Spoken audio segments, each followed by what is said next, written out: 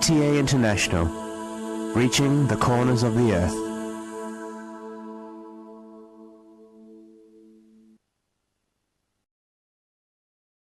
اب حضرت مرزا طاہر احمد صاحب خلیفۃ المسیح رابع امام جماعت احمدیہ ایدہ اللہ تعالی بنص لذیذ کا خطبہ جمعہ ہوگا۔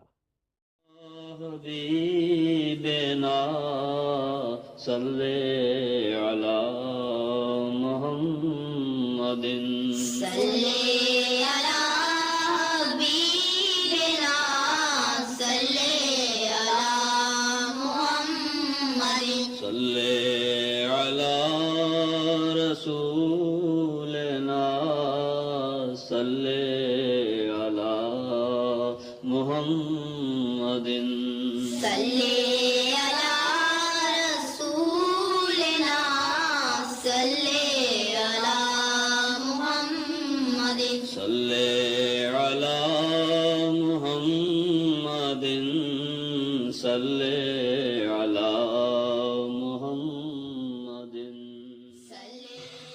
أشهد أن لا إله إلا الله وحده لا شريك له وأشهد أن محمدا عبده ورسوله أما بعد فأعوذ بالله من الشيطان الرجيم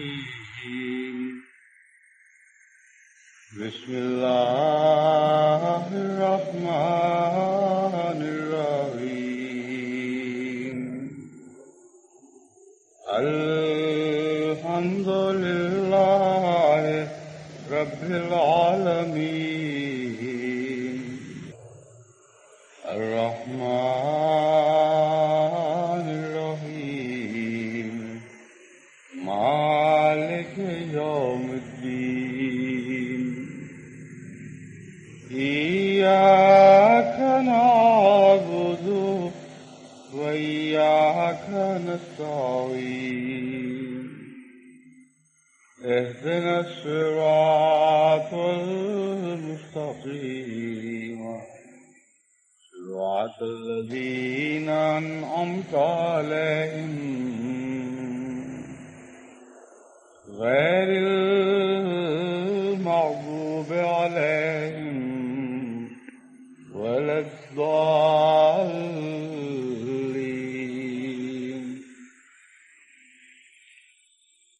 گزشتہ خطبے میں نے ایک نیا سلسلہ مضامین کا شروع کیا ہے جس کا تعلق تقوی سے ہے۔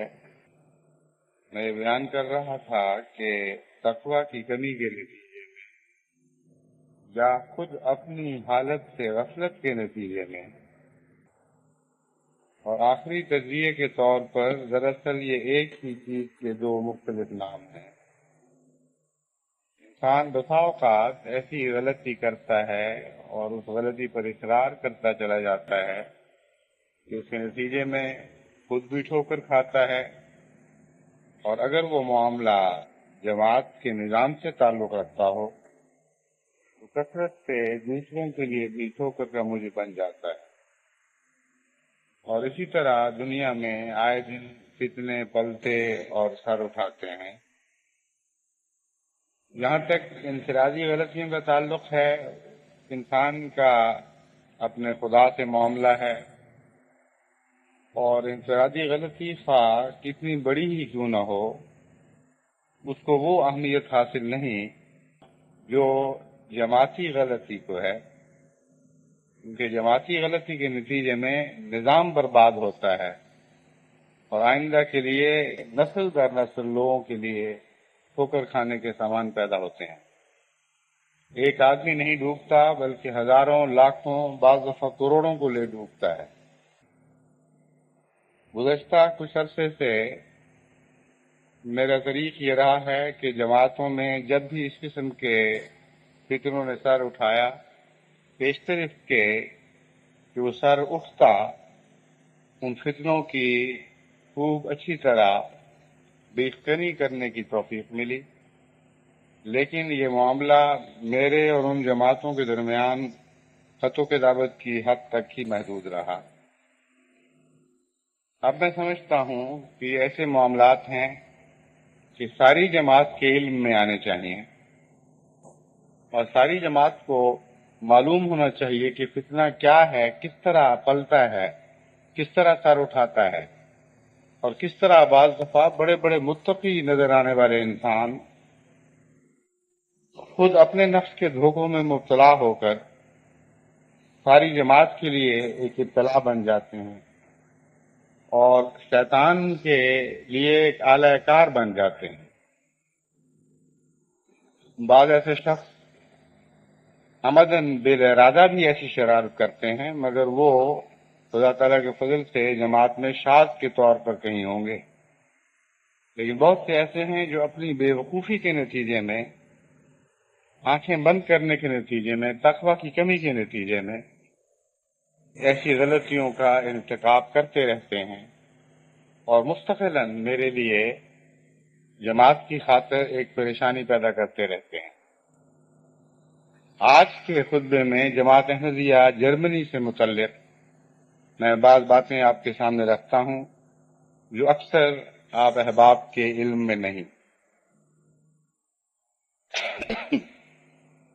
ایک لمبے عرصے سے میں یہ محسوس کر رہا تھا کہ آپ کی مجلس عاملہ اپنے امیر کا پوری طرح احترام نہیں کرتی، اور اس میں ایسے عناصر موجود ہیں جو ایک دوسرے کو حقارت سے دیکھتے، ایک دوسرے کی تذلیل کرنے کی کوشش کرتے، اور امیر کی عزت اور احترام کا خیال رکھے بغیر مجلس میں اس قسم کی آزادانہ باتیں کرتے ہیں جو یقیناً بدتمیزی پر منتج ہو جاتی ہیں۔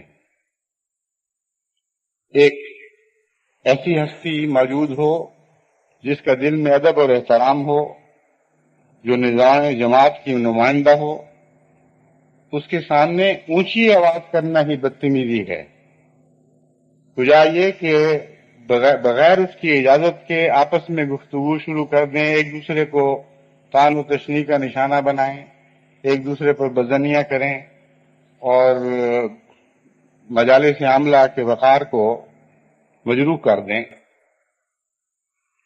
اس قسم کی شکایات معین طور پر مجھے نہیں پہنچی، مگر بسا اوقات جب میں نے امیر صاحب سے حال پوچھا تو وہ چونکہ بہت ہی نیک مزاج، سادہ، شریف النفس انسان ہیں، شکایت کے عادی نہیں، مگر بڑے ہی درد کے ساتھ انہوں نے کہا کہ شاید مجھے تجربہ نہیں، شاید میں لا علمی کی وجہ سے مجلس عاملہ کو سنبھال نہیں سکتا، اور ایسے ایسے واقعات ہو جاتے ہیں۔ چنانچہ گزشتہ چند سال کے عرصے میں کم از کم 2 مرتبہ میں اس مجلس عاملہ کے ساتھ بیٹھا اور بڑی تفصیل کے ساتھ ان کو سمجھایا کہ کیا بات غلط ہے، کیا درست ہے، کیا آپ نے نہیں کرنی، اور کیا بات کرنی چاہیے، اور اس معاملے میں امیر کے وقار کو جماعت میں قائم کرنے کے لیے آپ کو مددگار ہونا چاہیے۔ کن چھوٹی چھوٹی کمینی باتوں سے احتراز ضروری ہے، اس کے نتیجے میں جماعت میں فتنے پیدا ہو سکتے ہیں۔ اگر مجلس عاملہ بٹی رہے اور اشتراک کا نمونہ بنی رہے تو باقی جماعتوں کی تربیت کیسے کرے گی؟ لیکن معلوم ہوتا ہے کہ ان باتوں کا کوئی خاص اثر مجلس عاملہ کے بعض ممبروں پر نہیں پڑا۔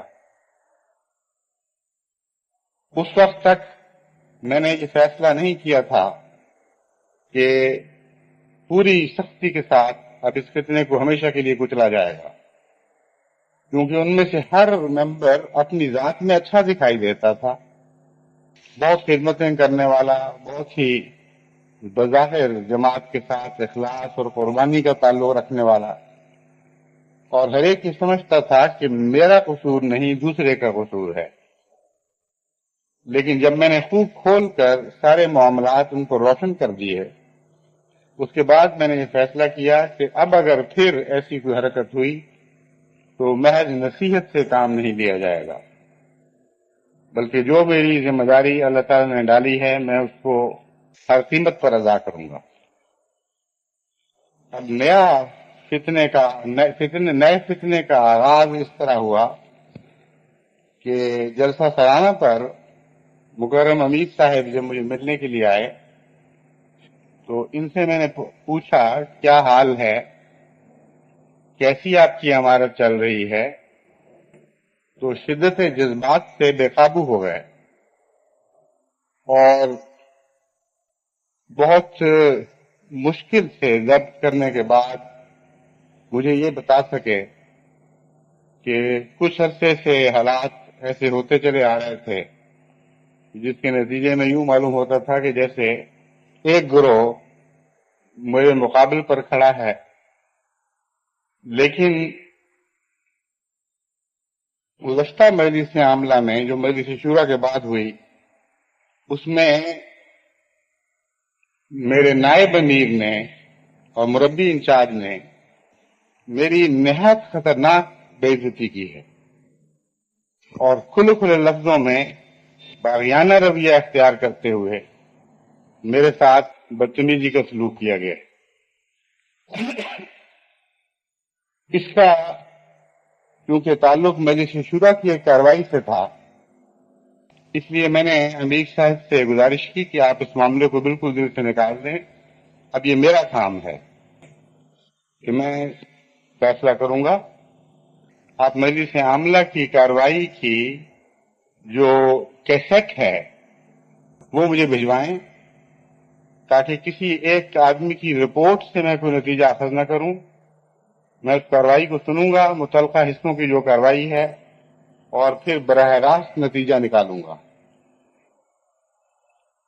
اس کے علاوہ میں نے ان سے یہ گزارش کی کہ چونکہ مجلس عاملہ کی کارروائی ریکارڈ نہیں ہوئی، یعنی آڈیو ریکارڈ نہیں ہوئی، آواز کو محفوظ نہیں کیا گیا، اس لیے آپ اس کے متعلق مجھے اپنی تفصیلی رپورٹ لکھ کر دیں۔ ان کی رپورٹ آنے کے بعد میں نے مربی انچارج کو اس رپورٹ کی نقل بھجوائی اور ان سے پوچھا کہ مجھے یہ بتائیے کہ اس رپورٹ میں آپ کی طرف جو باتیں منسوخ کی گئی ہیں ان میں سے کون کون سی غلط ہیں۔ ان کا یہ جواب آیا کہ وہ باتیں تو غلط نہیں، لیکن پوری تصویر واضح نہیں کی گئی، اس لیے مجھے اجازت دیں کہ میں تصویر کا وہ حصہ بھی اجاگر کر دوں جو اس رپورٹ میں درج نہیں۔ میں نے کہا آپ کو اجازت ہے، آپ تفصیل سے مجھے لکھیں کہ کہاں کہاں امیر صاحب نے ایسی بات نہیں لکھی جو لکھنی چاہیے تھی۔ چنانچہ وہ رپورٹ بھی میرے سامنے آ گئی۔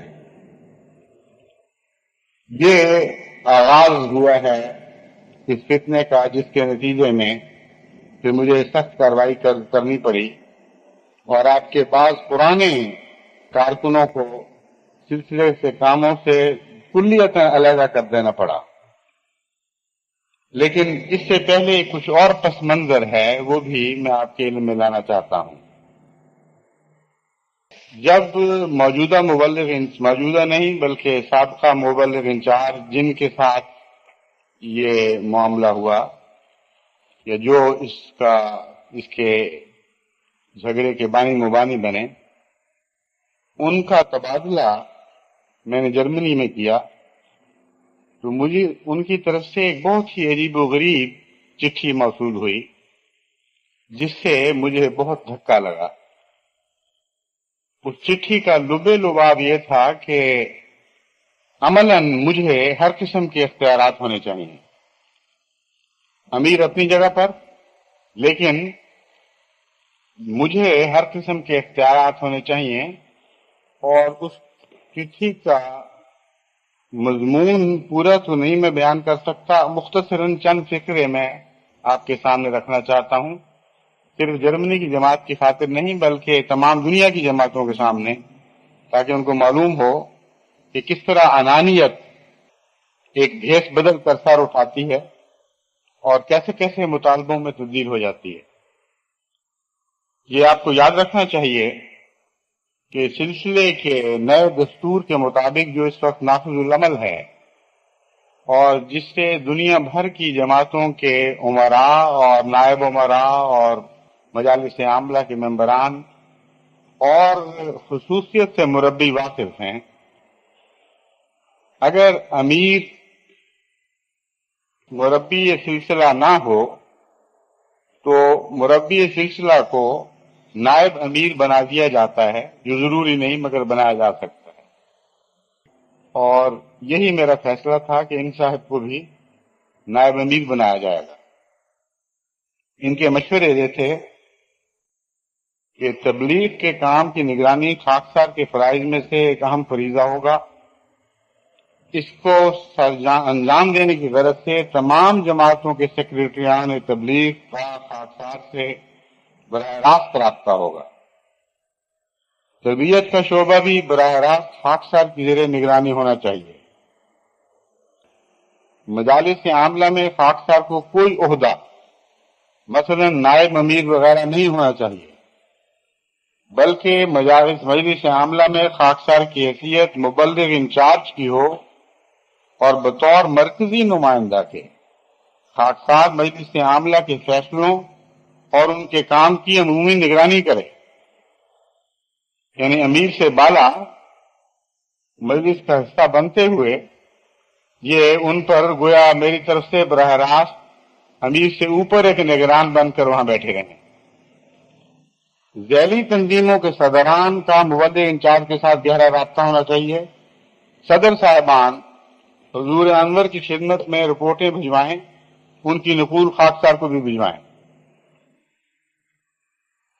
خاکسار کو جماعت میں تبلیغی اور تبعیضی کاموں کو تیز کرنے کے سلسلے میں جو معلومات درکار ہوں گی، محترم امیر صاحب اور مجلس عاملہ کے متعلقہ شعبہ کا فرض ہوگا کہ خاکسار کو مہیا کرے۔ یعنی عملاً مطالبہ یہ ہے کہ میرا نام امیر نہ رکھا جائے، مگر امیر اور مجلس عاملہ سے بالا ایک حیثیت مجھے وہاں دی جائے، اس کے بغیر میں صحیح کام نہیں کر سکوں گا۔ میں نے جو ان کو جواب دیا اس کا خلاصہ یہ تھا کہ آپ نائب امیر جماعت مغربی جرمنی ہیں اور مجلس عاملہ میں آپ کو یہی حیثیت حاصل ہوگی۔ آپ کی ذمہ داری ہے کہ محترم امیر صاحب کو ہر معاملہ میں مناسب مشورہ دیا کریں اور امارت کے وقار کو جماعت میں بڑھانے کے لیے ممد و معاون ثابت ہوں۔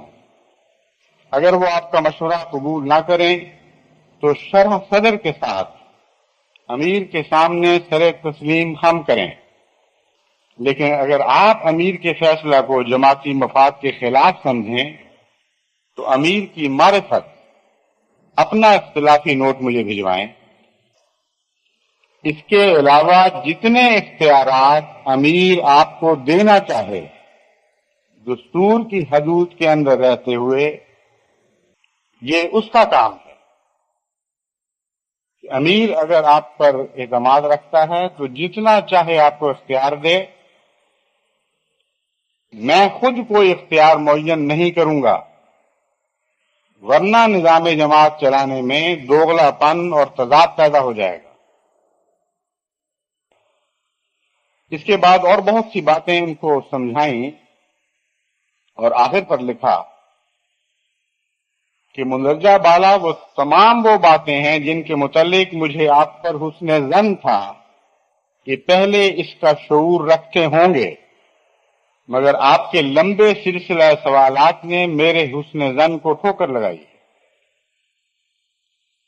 اور بڑی وضاحت کے ساتھ میں نے ان سے کہا کہ مجھے ایک اور موقع پر کہ مجھے فتنے کی بو آ رہی ہے، آپ تقوی سے کام لیں اور امیر کے سامنے پوری طرح سر اطاعت خام کریں، ورنہ آپ خدمت سے محروم ہو جائیں گے۔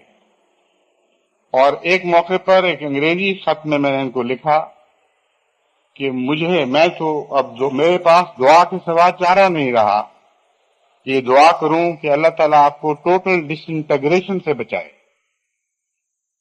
اس پر ان کی طرف سے مجھے اطمینان کا خط ملا اپنی طرف سے کہ مطمئن رہیں، میں بات سمجھ گیا ہوں، میری طرف سے آئندہ اس معاملے میں کبھی آپ کو کوئی شکایت نہیں ہوگی۔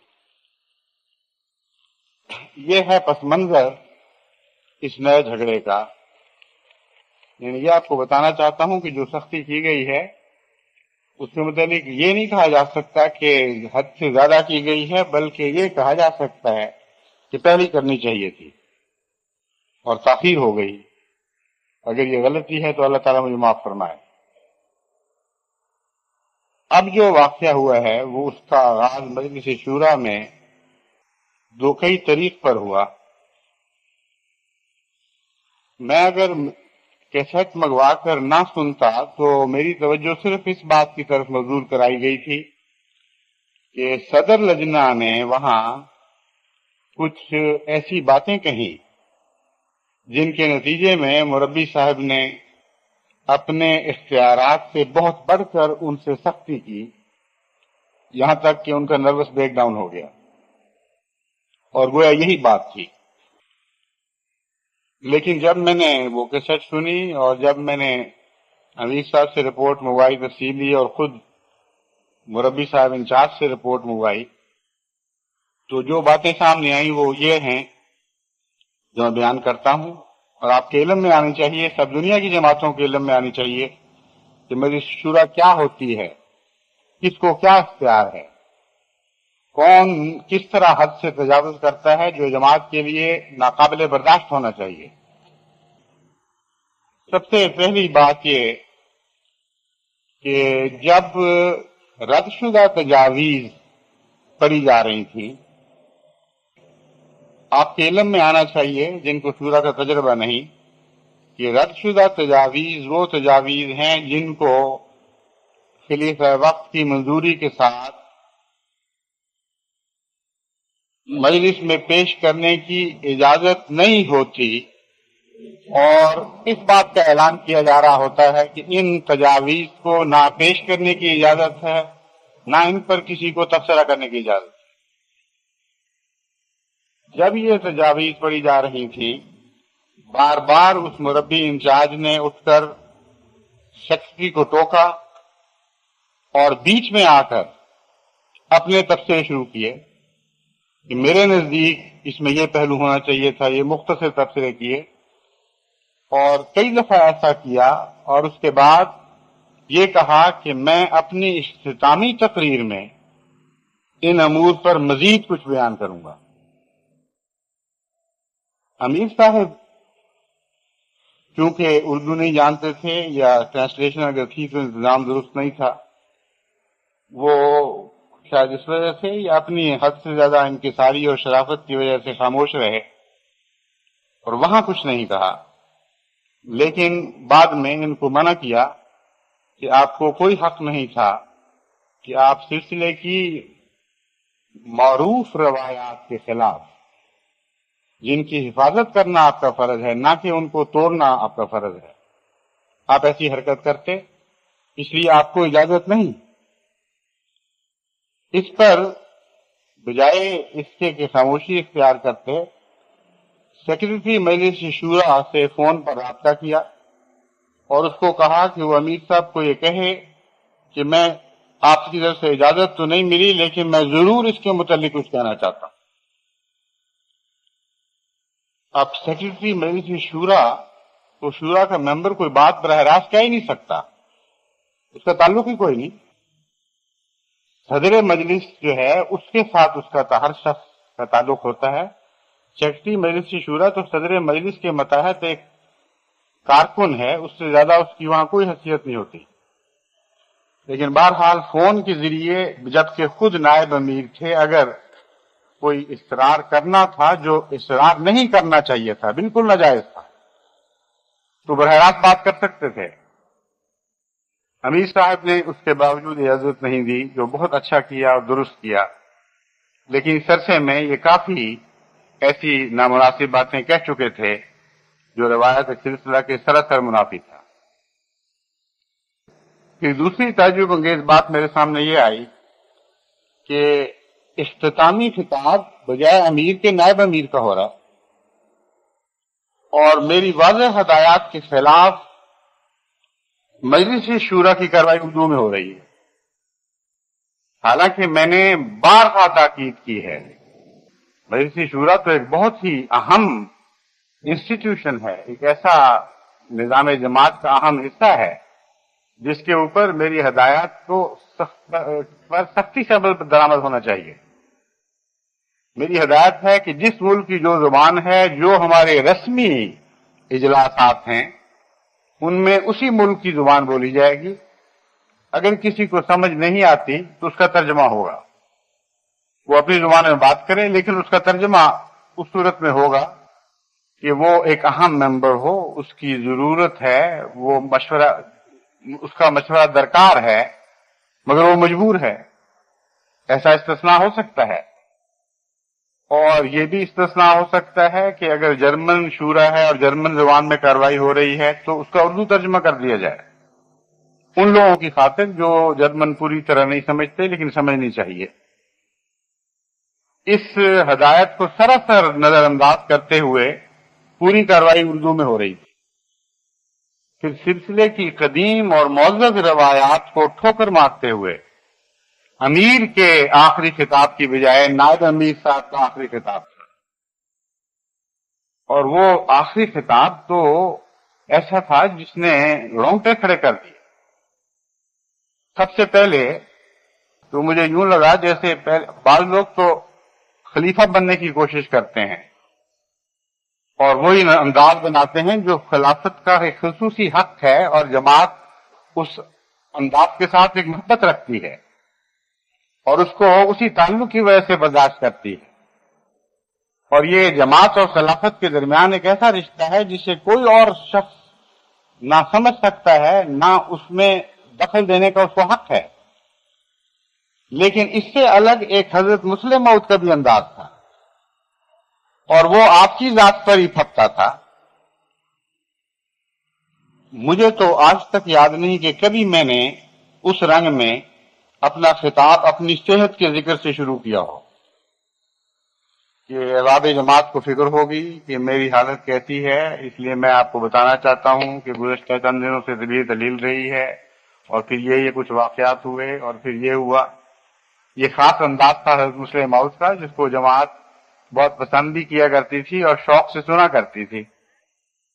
لیکن اس کے بعد نہ حضرت خلیفۃ المسیح ثالث نے کبھی ایسا کیا، نہ میں نے کیا، بلکہ ہمیشہ شرم محسوس کی کہ جماعت کے وقت میں سے اپنی ذاتی گفتگو کے متعلق وقت نکالوں۔ لیکن مجلس شورا میں تو اس کا سوال ہی کوئی نہیں۔ اگر کوئی اعلان کروانا ہو صحت کے لیے تو ہر احمدی کا حق ہے، وہ اعلان کروائے جاتے ہیں، لیکن وہ جلسوں میں کروائے جاتے ہیں۔ شورا میں بھی اگر کرانا ہو تو محض ایک درخواست ہے جو کوئی شخص امیر کی نمائندگی میں پڑھ کر سنا دے گا، لیکن اس کا ایک پہلا حصہ اس بات پر ہی مشتمل تھا۔ اس کے بعد انہوں نے فرمایا کہ میں صدر لجنہ کے متعلق کچھ باتیں کہنی چاہتا ہوں، اور اس بات کو میں نے اپنے اختتامی خطاب کے لیے اٹھا رکھا تھا۔ اس بات سے قطع نظر کہ صدر لجنہ نے کوئی غلط بات کہی تھی یا نہیں کہی تھی، اس حصے کو میں الگ لوں گا۔ آپ کو یاد رکھنا چاہیے کہ مجلس شورا میں جب کوئی شخص ناجائز بات کہتا ہے، اپنے اختیارات سے تجاوز کر کے بات کہتا ہے، تو ہر ممبر مجلس شورا کا حق ہے، بلکہ فرض ہے کہ وہ ادب سے اٹھ کر امیر اجازت دے تو اس کو متوجہ کرے، ہاتھ اٹھائے، امیر کے سامنے آئے، اس سے عرض کرے کہ میرے نزدیک یہ نظام سلسلہ کی خلاف ورزی ہے، اور ایسی ناپسندیدہ باتیں مجلس شورا میں نہیں ہونی چاہیے، یا ان کا تعلق نہیں ہے، یہ حق ہے۔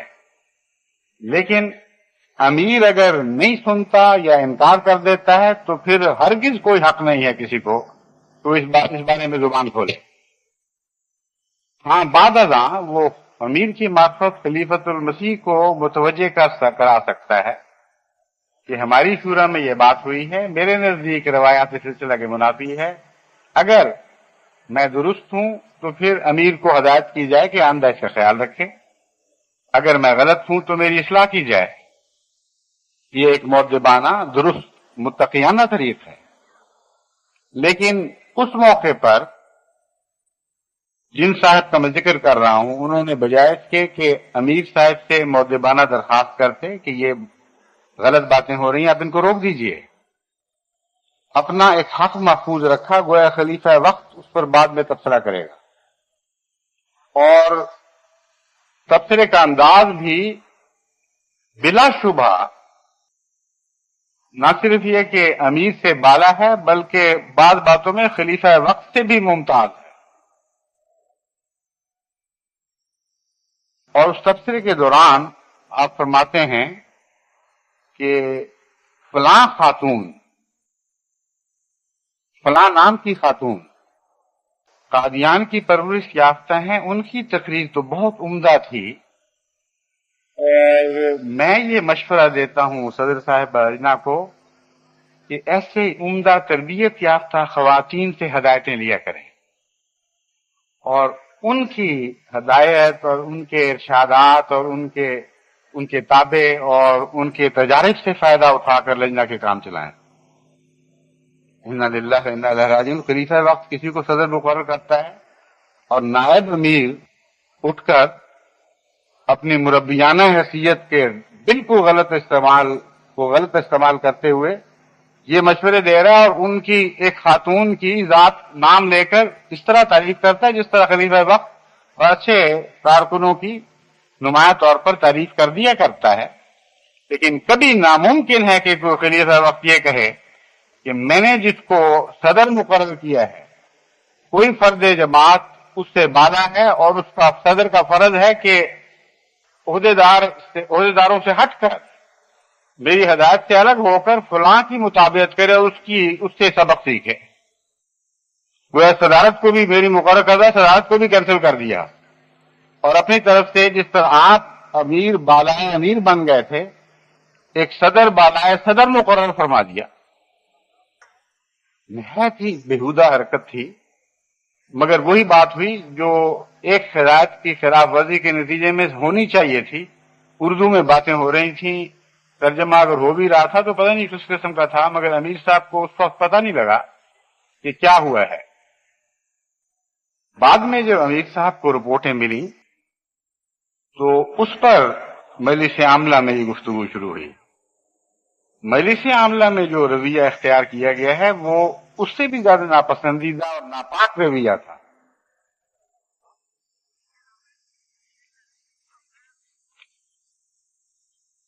شورا میں ایک اور بات بھی ایسی تھی جو انہوں نے کی جس پر امیر صاحب نے ان کی بات پرس کی، وہ یہ تھی کہ اپنی طرف سے یہ اعلان کر دیا کہ آئندہ جماعت جرمنی ہر جمعرات کو اس غرض سے روزے رکھے کہ 100 سالہ مساجد کی تعمیر میں ان روزوں میں خاص دعائیں مانگی جائیں. مجھے یاد ہے حضرت خلیفۃ المسیح ثالث نے ایک تحریک فرمائی تھی کہ جمعرات کو روزے رکھے جائیں، آخری جمعرات کو مہینے میں ایک دفعہ، اور وہ تھی 100 سالہ جبلی کی کامیابی کے سلسلے میں. اس کے علاوہ مجھے یاد نہیں کہ کبھی کسی امیر نے اپنے طور پر ایسی تحریک کی ہو. میں نے کبھی نہیں کی، کیونکہ بعض دفعہ ان چیزوں کو بھی رفتہ رفتہ ایک دکھاوا سا بنا لیا جاتا ہے کہ فلاں دن کا روزہ رکھنا ہے سب نے، وہ پتہ نہیں کس حال میں رکھتے ہیں. جب تک دل میں درد پیدا نہ ہو، ایک خاص توجہ نہ ہو، دعا کو بھی کھیل نہیں بنانا چاہیے. اور اگر اس قسم کا فیصلہ کسی خاص اہمیت کے پیش نظر کسی نے کرنا ہے تو خلیفۃ المسیح کا کام ہے. باقی ہر شخص اٹھ کے روزوں کی تحریک شروع کر دے، جو اپنی طرف سے فلاں قسم کے نوافل کی تحریک شروع کر دے، بالکل غلط ہے اور روایات سلسلہ کے منافی ہے. جب امیر نے مجلس عاملہ میں یہ بات کہی تو ان صاحب نے جواب دیا کہ اگر یہ بات ہے تو پھر جماعت جرمنی میرے جیسے انسان سے استفادہ نہیں کر سکتی. یہ پڑے ہیں آپ کے کاغذات، گویا منہ پہ کاغذات مارے کہ اب جو چاہیں کریں، میں اس معاملے میں بری ذمہ ہوتا ہوں. اگر میری ہدایات کے تابع کام کرنا ہے امیر نے اور عاملہ نے تو ٹھیک ہے، ورنہ یہ پڑی ہے آپ کی عہدیداریاں اور میرا ان سے کوئی تعلق نہیں. جب میں نے یہ پڑھا میں نے اس پہ نوٹ لکھا کہ دراصل آپ میز پر یہ کاغذ مار رہے تھے کہ یہ رہا میرا وقت اور یہ میری رہی ساری عمر کی خدمات، جائیں جہنم میں، میرا ان سے کوئی تعلق نہیں. امیر کو اس دوران جو گفتگو کرتے ہوئے انہوں نے کہا وہ یہ تھا ایک کہ امیر صاحب آپ نے میرے مشورے کا انتظار کیے بغیر مجھ پر کمیشن کیوں مقرر کر دیا ہے؟ آپ ہوتے کون ہیں کمیشن مقرر کرنے والے؟ اور میں آپ کے کسی کمیشن کے سامنے جواب دینی ہوں. کھلی کھلی واضح بغاوت تھی. امیر صاحب کو اگر تجربہ ہوتا تو وہ کہتے کہ اٹھ کے باہر نکل جاؤ، میں تمہیں معطل کرتا ہوں اور میں خلیفۃ المسیح کی خدمت میں یہ سفارش کروں گا کہ ایسے شخص کو جماعت میں نہیں رہنا چاہیے. لیکن وہ بھولے شریف انسان ہیں، ان پہ لوگ ظلم کرتے رہے اور چپ کر کے برداشت کرتے رہے. اور بدنصیبی ہے جماعت جرمنی کی کہ ایسے اعلیٰ متقی شریف النفس اور منکسر مزاج امیر کی ان کی عاملہ کے ممبران بےعزتی کرتے چلے آ رہے ہیں. میرا تو دل کھول اٹھا ہے یہ باتیں سن کے. میں نے یہاں تک ان کو لکھا تھا ایک دفعہ کسی مربی انچارج کو کہ دیکھیں میں یہ مانتا ہوں کہ ان میں تجربے کی کمی ہے، لیکن خدا کے فضل سے وہ نہایت متقی انسان ہے اور صاف گو اور سچے ہیں. اس لحاظ سے میں بحیثیت خلیفہ ان کا ادب کرتا ہوں. یعنی خلیفہ ہونے کے باوجود، بحیثیت خلیفہ نہیں، خلیفہ ہونے کے باوجود میں ان کا ادب کرتا ہوں. میں آپ سے بحیثیت مربی یہ درخواست کرتا ہوں کہ آپ بھی ان کا ادب کریں. یہ چٹھی ان کو اس سے پہلے ملی ہوئی ہے، میرے پاس ساری تاریخیں موجود ہیں، ان کا ریکارڈ محفوظ ہے. اس کے بعد ادب کا یہ حال تھا کہ دو باتوں میں کھلی کھلی بغاوت، اور ایک موقع پر کہا کہ میں جانتا ہوں آپ عورتوں کے تابع آ چکے ہیں، صدر لجنہ کے حق میں بات کر رہے ہیں، عورتوں کے نیچے لگ گئے ہیں. اور پھر کہا میں جانتا ہوں یہ ٹولہ جو آپ کے ساتھ ایک لگا ہوا ہے. اور پھر مجھے یہ لکھا کہ اپنی عقل اور سمجھ کا نمونہ دکھانے کے لیے کہ دیکھیں میں تو اس حد تک گیا کہ میں نے امیر صاحب کو ایک موقع پر علیحدگی میں یہ سمجھایا کہ آپ اور میں الگ الگ نہیں ہونے چاہیے، ورنہ اگر آپ نے اس طرح ہی مجھے الگ رکھا ہوا کہ اور میرے مشوروں پر عمل نہ کیا تو جو لوگ آپ کے مشیروں اور آپ سے ناراض ہیں وہ میرے پاس آیا کریں گے اور اس طرح جماعت میں دو دھڑے بن جائیں گے. گویا خود مخالفانہ دھڑے کی سرداری قبول کر لی. یہ نہیں کہا کہ امیر صاحب آپ مطمئن رہیں، کوئی بڑے سے بڑا آدمی بھی اگر آپ کے خلاف بولتا ہوا میرے پاس آئے گا تو میں اس کو کہوں گا تو دھتکارا ہوا شیطان ہے، یہاں سے رخصت ہو. امیر کے خلاف میں کسی قسم کی بکواس برداشت نہیں کروں گا. امیر کو خلیفہ وقت نے مقرر کیا ہے اور حضرت رسول اللہ صلی اللہ علیہ وسلم کی نیابت میں مقرر کیا ہے. اور حضرت صلی اللہ علیہ وسلم کا ارشاد ہے کہ من عصا امیری فقد عصانی، جس نے میرے امیر کی نافرمانی کی اس نے میری نافرمانی کی. ومن عصانی فقد عصى اللہ، جس نے میری نافرمانی کی اس نے خدا کی نافرمانی کی. ساری عمر یہ باتیں رکھتے ہوئے مربیان کو یہ بھی نہیں پتہ لگا آخری عمر میں جا کر کہ اطاعت ہوتی کیا ہے اور اخلاص کس چیز کا نام ہے. چنانچہ مسلسل میری ہدایت کے باوجود، میرے یہ لکھنے کے باوجود کہ میں اس شخص کا ادب کرتا ہوں، حالانکہ میں نے امیر مقرر کیا، میرے متحد ہے، آپ بھی ادب کریں. ادب کا یہ طریقہ اختیار کیا. اور ان کے بعد ساتھیوں نے بھی ایسا ہی رویہ اختیار کیا جو نہایت ناپسندیدہ تھا. اب میں تفصیل سے وہ نام نہیں لینا چاہتا، لیکن یہ بدبو تھی جو مجھے بڑی دیر سے آ رہی تھی. میں چاہتا تھا کہ سلجھ جائیں، جیسا کہ میں نے کہا کہ میں دعا کرتا تھا کہ اللہ تعالیٰ ان کو ٹھوکروں سے بچائے. اچھے اچھے کام کرنے والے بھی تھے، لیکن جہاں جماعت کے مفاد کا سوال پیدا ہو وہاں میں کسی ذاتی تعلق کو آخر میں نہیں لا سکتا. کوئی سوال ہی پیدا نہیں ہوتا. ان میں سے یہ وہ لوگ ہیں جن میں سے ہر ایک مجھے نہایت اخلاص اور محبت کے خط لکھتا ہے. یہ وہ لوگ ہیں جو یہ لکھتے رہے ان میں سے بعض کہ ہم آپ کے پاؤں کو چومنا چاہتے ہیں، لیکن جانتے ہیں کہ آپ اپنی انکساری کی وجہ سے اور طبی شرم کی وجہ سے اجازت نہیں دیں گے. لیکن میرے نزدیک ان چومنوں کی، ان ایسے فکروں کی اور پاؤں چموانے کی نہ کوئی خواہش، نہ اس کی ایک ذرہ بھر قدر ہے. خلیفہ وقت ایک نظام کا نمائندہ ہے. خلیفہ وقت آپ سب مل کر ہیں اور آپ کی اجتماعی شکل میں ایک خلیفہ ہے جو آپ سب کی یعنی نظام جماعت کی عزت نہیں کرتا. وہ جھوٹا ہے اگر وہ یہ کہے کہ میں خلیفہ وقت کی عزت کرتا ہوں. یہ ایسی باتیں ہیں جن کے متعلق قرآن کریم نے خوب کھل کر روشنی ڈالی تھی اور خوب اس معاملے کو واضح فرما دیا اور بار بار واضح فرمایا. قرآن کریم نے ایک موقع پر یہ مضمون بیان فرمایا کہ جو اللہ اور رسول کے درمیان تفریق کرتے ہیں، اور بار بار یہ مضمون بیان فرمایا، ان کے سارے اعمال، ان کی ساری کوششیں رد اور ذلیل ہیں، کوئی ان کی حیثیت نہیں رہتی. شروع میں مجھے یہ سمجھ نہیں آتی تھی کہ اللہ اور رسول کے درمیان تفریق سے کیا مراد ہے، لیکن بات کے تجربے سے پتہ چلا کہ وہ یہ کرتے ہیں. ایسے لوگ کہتے یہ ہیں کہ دیکھیں خلیفہ وقت اس کے داماد سے جان صاحب اپنے بال بچوں کی زندگیاں قربان کر دیں گے، لیکن امیر یہ اور بات، صدر خدا ملیں یہ اور بات، فلاں شخص کی اور بات. اس سے ہماری لڑائی، اس سے ہماری دشمنی، مگر خلیفہ وقت کے مقابل پہ ہم بھلا کس کو خاطر میں لا سکتے ہیں؟ کہ خدا اور رسول کی تفریق بھی اسی قسم کے لوگ کرتے ہوں گے کہ رسول کی کسی بات پہ نعوذ باللہ من ذالک ناراض ہو کر کہہ دیا کہ خدا کی بات تو الگ ہوئی، لیکن یہ کہ رسول کی پیروی کریں ہر بات میں، یہ نہیں ہو سکتا. یہی وہ شیطانی وساوس ہیں جو نچلے درجے پر منتقل ہوتے ہیں، پھر اور نچلے درجوں پر منتقل ہوتے ہیں. بعض دفعہ امیر کے نیچے پھر یہ صورت پیدا ہو جاتی ہے کہ امیر تو ہماری سر آنکھوں پر، لیکن اس کا فلاں عہدیدار جو ہے وہ درست نہیں.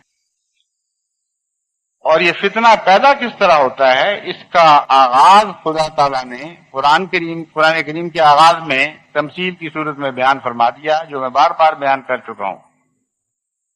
لیکن جنہوں نے نصیحت نہیں پکڑنی ہوتی، جو کان بہرے ہو چکے ہیں، ان کو آواز آتی ہی نہیں، وہ سمجھتے ہی نہیں کہ کیا ہو رہا ہے.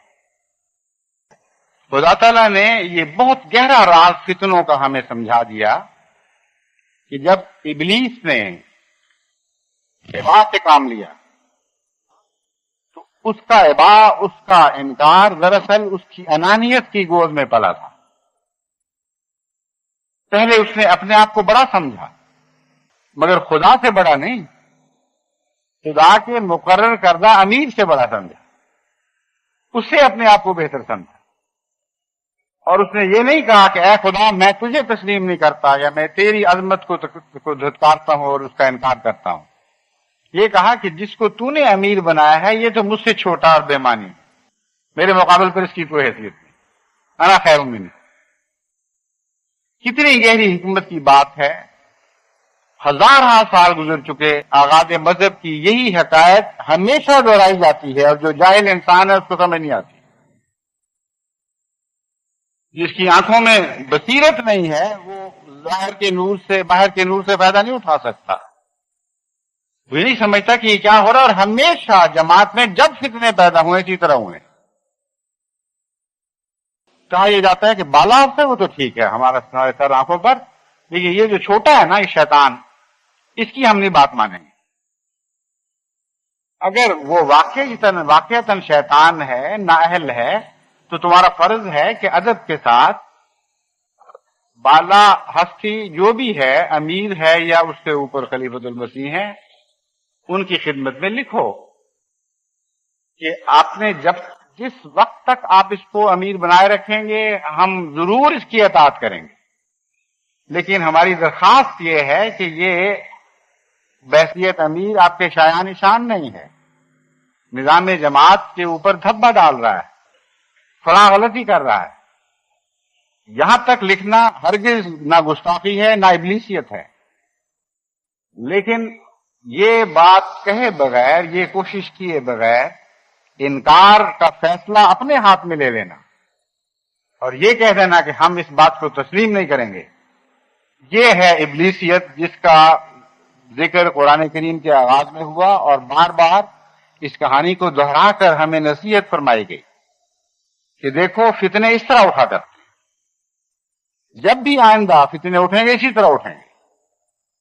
اور جہاں تک میں نے وسیع نظر ڈالی ہے اپنی زندگی کے سارے تجربے پر میں نظر ڈال کر آپ کو یقین سے کہتا ہوں کہ قرآن کریم کا بیان کردہ فتنوں کا اسلوب اسی طرح دہرایا جاتا ہے، اسی طرح نفس دھوکہ دیتا ہے، اسی کا نام تقویٰ کی کمی ہے، یہ انانیت ہے جو ابا بن کر پھر اٹھتی ہے اور بغاوت بن جاتی ہے۔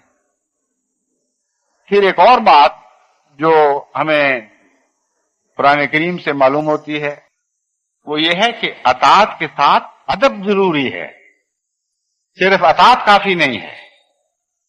حضرت صلی اللہ علیہ وسلم کے متعلق فرمایا گیا کہ آواز بھی نہ اونچی کرو، وہ لوگ جو اونچی آوازیں کرتے ہیں ان کو پتہ ہی نہیں ایمان کیا ہے، وہ ایمان کھو دیتے ہیں اپنے، جس کا مطلب یہ ہے کہ سچی اطاعت ادب کے بغیر ممکن نہیں ہے۔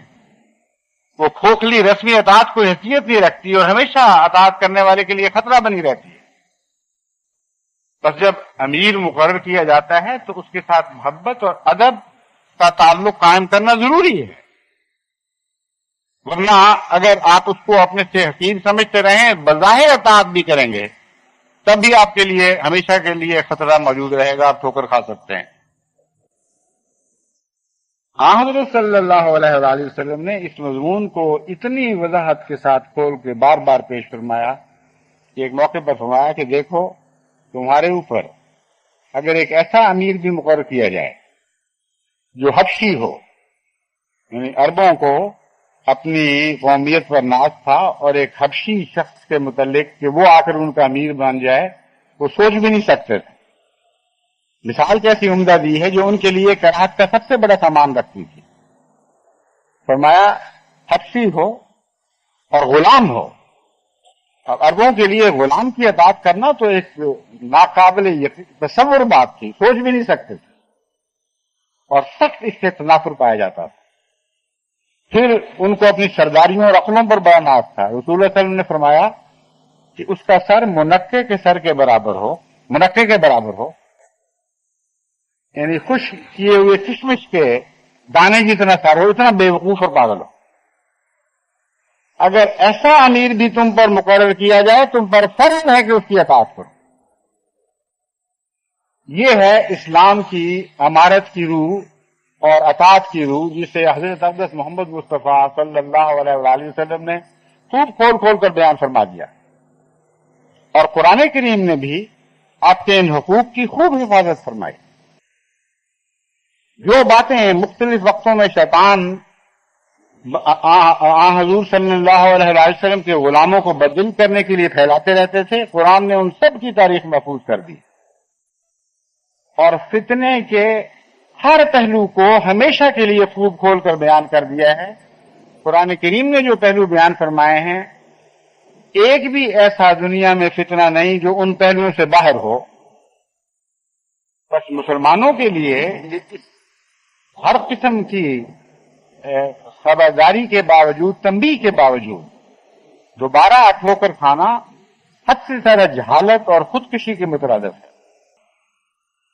قرآن کریم فرماتا ہے کہ بعض دفعہ لوگ اس طرح فتنہ پیدا کر ہے تو وہی بات کہ نچلے آدمی کے خلاف، اوپر لے کے خلاف نہیں کرتے، براہ راست اوپر کو اس طرح ملوث کرتے ہیں۔ کہتے ہیں قرآن کریم کے مطابق کہ وہ کہتے ہیں دیکھو رسول اللہ صلی اللہ علیہ وسلم تو خود بڑے زیرک، بڑے باشعور، بڑے صاحب فہم انسان ہیں، مگر یہ بدبخت جو مشورے دینے والے ہیں نا، یہ مصیبت ہے.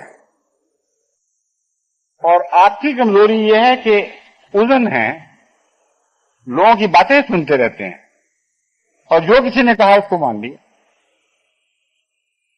قرآن کریم میں اللہ تعالیٰ فرماتا ہے ان سے کہہ دے اذن خیر لکم. یہ وجود ایسا ہے جو سنتا ہے ہر ایک کی بات، مگر خیر کی بات کو قبول کرتا ہے، بھلائی کی بات کو قبول کرتا ہے، بدی کی بات کو رد کر دیتا ہے. اور اس کا اذن ہونا تمہارے لیے بہتر ہے. اگر یہ تم لوگوں کی باتیں نہ سنتا اور اپنے بالا خانوں میں چھپا رہتا تو تم ہمیشہ روتے رہتے کہ ہماری بات محمد مصطفیٰ تک نہیں پہنچتی. یہ تو خدا کا ایسا عاجز بندہ ہے کہ اس کے عاجز ترین بندوں کے لیے بھی جھک جاتا ہے اور ان کی باتیں بڑے پیار اور محبت سے سنتا ہے. تم ایسے ظالم اور ناشکرے ہو کہ اس کے خلاف شکایت کر رہے ہو اور یہ نہیں جانتے کہ اس کا ان معنوں میں اذن ہونا کہ کامل انکساری کے ساتھ ہر ایک کے سامنے جھک جانا اور ان کی باتوں کو سننا اور پھر یہ فیصلہ کرنا کہ اچھی کون سی ہے اور بری کون سی ہے. تمہارے لیے خیر ہی خیر ہے. اب اس دور میں بھی جماعت میں جو فتنے اٹھتے رہے ہیں ان کا آغاز تو اسی طرح ہوا جیسے کہ ابلیسیت کا ہوا انا خیر منہ ہو. پہلے کسی ایک شخص سے ٹکر لی گئی ہے اور کہا کہ ہم اس سے بہتر ہیں، کیا خلیفہ وقت نے مقرر کیا یا جو بھی اس کی حیثیت ہے، ہم اس سے بہتر ہیں اور اس کے تابع نہیں ہو سکتے پوری طرح. پھر خلیفہ وقت پر حملہ کرنے کے لیے یہ بہانے بنائے گئے کہ یہ فلاں کی باتیں سنتا. چنانچہ میں نام نہیں لینا چاہتا مگر جماعت احمدیہ میں میرے دیکھتے دیکھتے میں بارہا ایسی باتیں ہوئیں. ایک شخص ہے، کسی کو اپنا وہ ہدف بنا لیا، کسی نے کسی کو ہدف بنا لیا. بات کہا کرتے تھے کہ یہ خلیفۃ المسیح ثالث مولوی عبدالفتاح کی باتیں سن کر ہمارے خلاف ہو گئے، یہ فلاں شخص کی باتیں سن کر ہمارے خلاف ہو گئے، یہ فلاں امیر کی باتیں سن کر ہمارے خلاف ہو گیا. یہ وہی فتنہ ہے بالکل جس کا قرآن کریم میں ذکر ہے اور جس کو رد فرما دیا گیا ہے.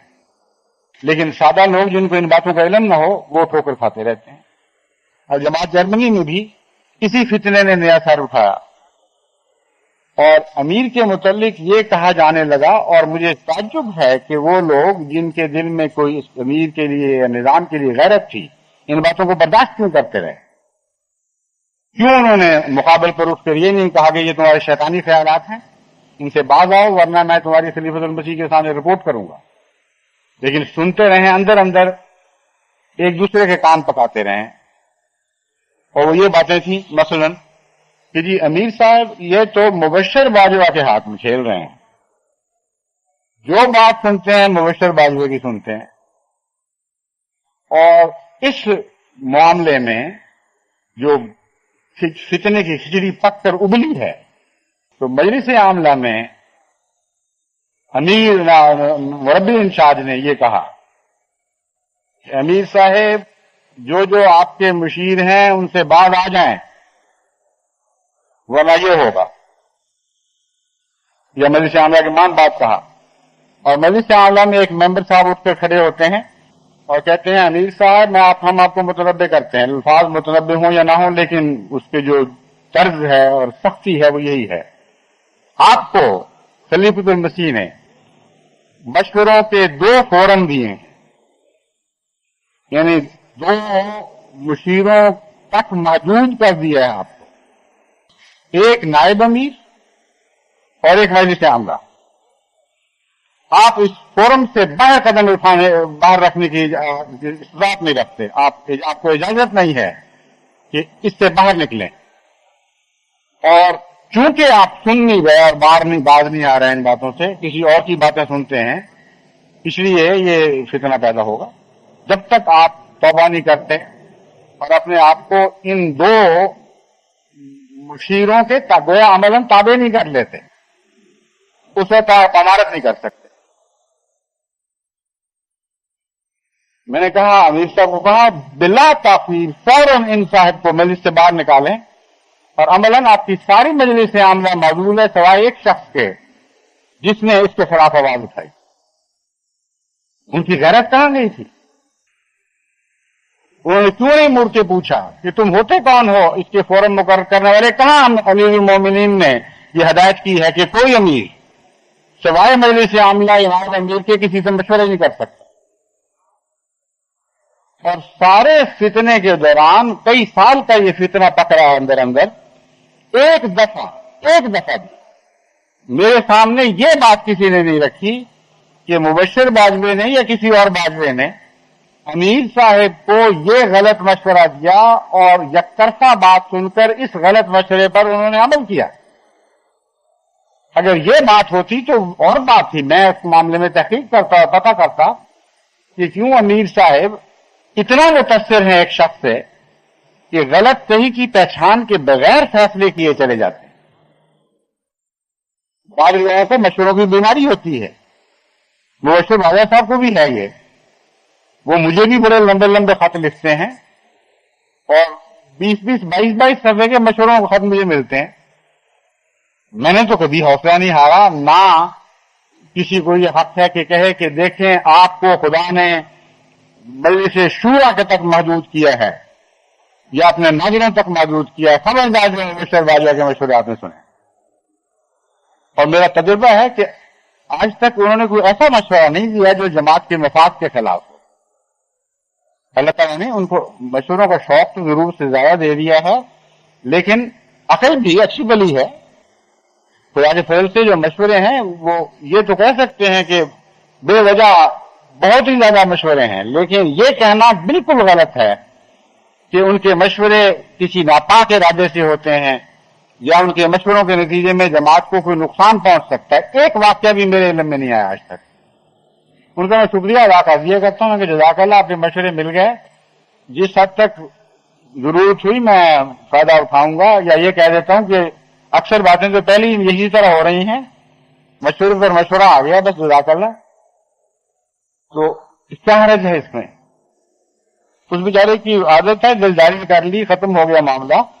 उस पर इतना तैश खाना, इस तरह जल जाना और बुग़्ज़ और इनात पैदा कर लेना और जमात में प्रोपेगेंडे शुरू कर देना कि एक शरीफ नफ्स अमीर, चूंकि सिर्फ यही नहीं कि उसकी बात सुनता है बल्कि उसका रिश्तेदार भी है और उसके हाथों में खेल रहा है, ये एक लम्सी प्रोपेगेंडा है।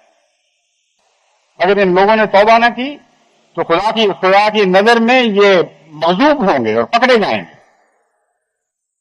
अगर ऐसे लोगों ने अपना ऐसे बैठ सख्त कर लिया है मुझसे इन लोगों का कोई ताल्लुक नहीं रहा, क्योंकि ऐसी बदबख्ती बार बार की नसीहतों के बावजूद, बार बार घंटे बैठकर समझाने के बावजूद इनको अकल नहीं आई। ये कहना चाहिए था, ये तरीके इख्तियार कर सकते थे कि फलां साहिब मुशीर हैं, वो इनके मशवरे बार बार के गलत हो रहे हैं, ये इस तरह बार बार जमात के लिए सुबकी हो रही है, मैं लाज़िमन फौरी तौर पर तहकीक करता, मगर कभी ऐसा वाक़या नहीं हुआ। ये दुरुस्त है कि अमीर से भी गलतियां हो सकती हैं, हो जाती हैं, लेकिन उन गलतियों को दुरुस्त करने का एक तरीक़ेकार है। खलीफा वक्त मौजूद है, उससे नीचे और भी ओहदेदार हैं जिनका अमीर की गलतियों से ताल्लुक हो सकता है। नाज़िर आला है, वकील आला है, सदरान मजालिस हैं, लेकिन किसी को ये हक नहीं दिया जा सकता कि खुद अमीर पर निगरान बनकर बैठ जाए और उसकी गलतियों को पकड़े। सिर्फ एक मामला ऐसा है जहां अगर खुदा न खास्ता कभी हो तो वहां जमात को अमीर की मुताबिक में रहने का हक नहीं रहता कि वो खलीफा वक्त के खुले खुले फैसला के खिलाफ कोई कार्रवाई करता है और इसरार करता है। उस सूरत में वो अमलन अपनी अमारत से इनहिराफ कर रहा है, क्योंकि जिसने उसको अमीर मुकर्रर किया है उसके दिए हुए इख्तियारात से तजावुज़ कर रहा है। ऐसी सूरत में जो खुदा के फजल से जमात में का लगन है, सिवाय एक वाक़या के जो मेरे इल्म में अपनी खिलाफत के दौरान आया, मैंने कभी किसी अमीर को इस तरह नहीं देखा। अमीर सारे वही होते हैं जो खुदा के फजल से अताअत में नंबर 1 होते हैं, सबसे पहले होते हैं। तो बता रहा था कि एक अमीर के सिवा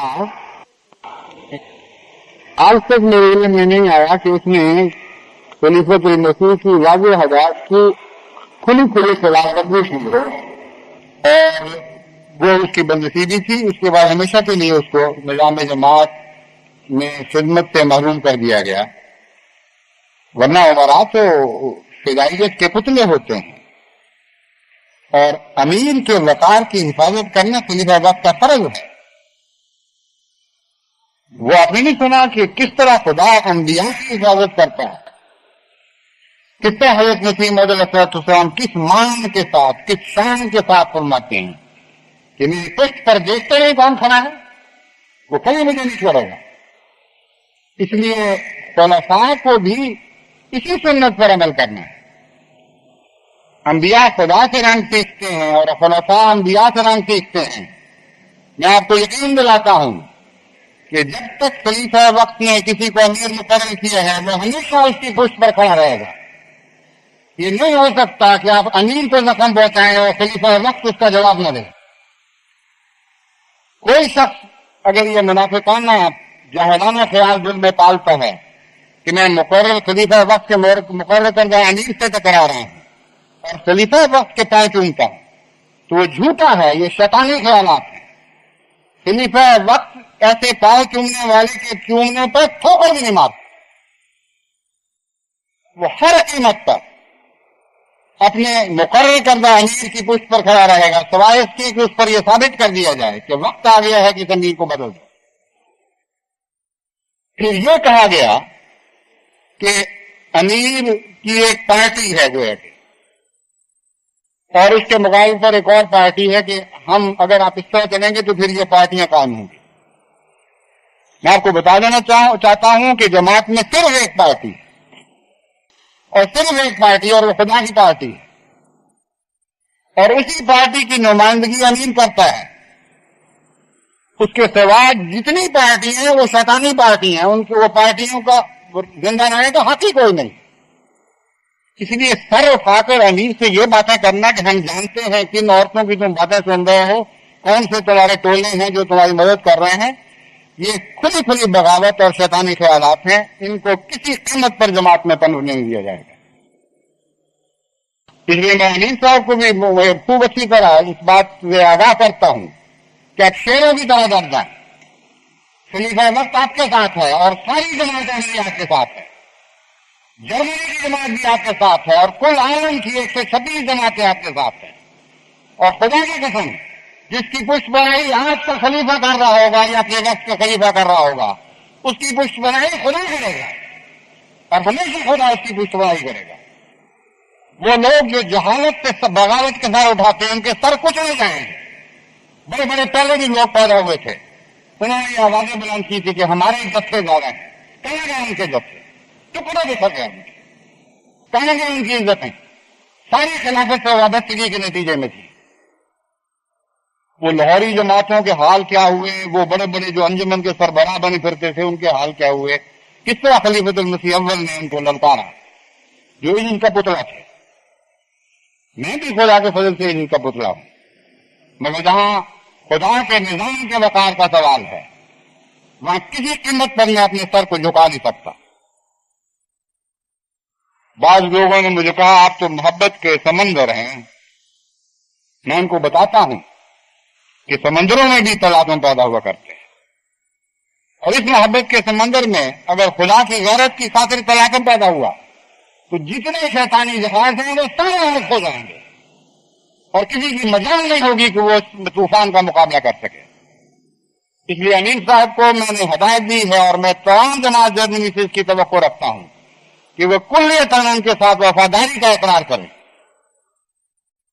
और मुझे यकीन दिलाएं बाद में रेजोल्यूशन के जरिए कि हम में से हर एक जो आपकी बैठ में दाखिल है वो अपने अमीर की ना सिर्फ वकालत करेगा बल्कि पूरी तरह उसका एहतराम करेगा, उसका अदब करेगा, उससे टकराने वालों के टुकड़े उड़ा देगा, यानी उनकी हैसियत को शुमार नहीं होगी, उसकी शुमार में नहीं आएगी, जिस्मानी तौर पर नहीं बल्कि उनकी अनानियत के टुकड़े उड़ा देगा, उनके तकब्बर को पारा पारा कर देगा। और मुझे यकीन है मैं जमात को हर दूसरे इंसान से ज्यादा बेहतर समझता हूं। आप मेरे दिल में धड़क रहे हैं, मैं आपके दिल में धड़क रहा हूं।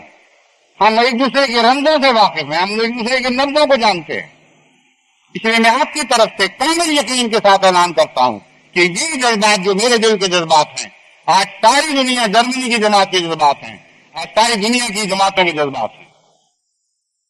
बस क्या खौफ है आपको इन फितनागरों से जो बार बार सर उठाते हैं तकबर और अनियत से?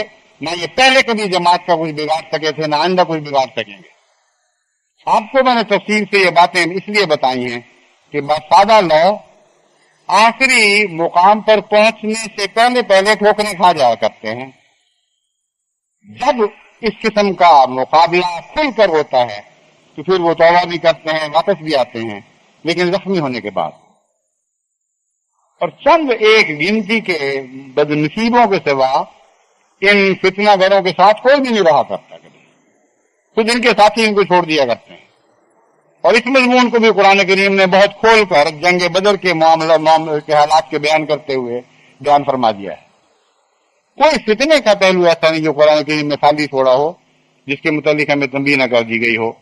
बस अल्लाह ताला हमें तौफीक अता फरमाए कि हम अपनी जिम्मेदारियों को अदा करें जो आम हालात की जिम्मेदारियों से बहुत बढ़कर हैं। याद रखें, हम सदी के सर पर खड़े हैं। हम बहसियत मजमूई इस सदी के इमाम बनाए गए हैं। आज की गफलतें और आज की ठोकरें आने वाले 100 सालों पर असरअंदाज होंगी।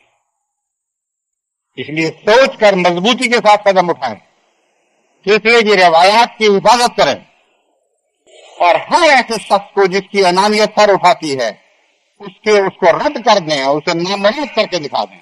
अल्लाह ताला हमारे साथ हो और हमेशा हमें हजरत अक़दस मोहम्मद मुस्तफ़ा सल्लल्लाहु अलैहि वसल्लम के सिखाए हुए आला उसलूब के मुताबिक अताअत और अदब के हक अदा करने की तौफीक अता फरमाए।